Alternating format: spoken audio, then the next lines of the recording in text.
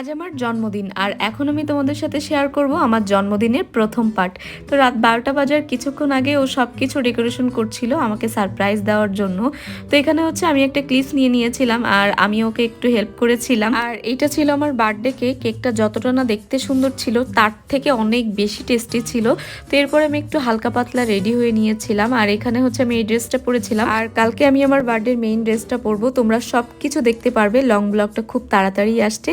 তো এরপরে হচ্ছে কেকটা কেটে নিলাম, এরপরে আমি একের পর এক সারপ্রাইজ পেতে থাকি। তো এখানে হচ্ছে আমাকে অনেকগুলো গিফট দিয়েছিল তোমাদের দাদাভাই আর আমি জানি না যে ও কখন এগুলো নিয়েছে। আর প্রত্যেকটা গিফট আমি তোমাদের সাথে শেয়ার করব, মানে আমি জন্মদিনে কি কি উপহার পেলাম সব কিছু আমি আলাদা একটা ব্লগে শেয়ার করব। আর জন্মদিনের ব্লগের পার্ট 2 কিন্তু খুব তাড়াতাড়ি আসছে আর তোমরা অবশ্যই দেখে নিও আর জানিও যে আজকের আমার লুকটা কেমন হয়েছে।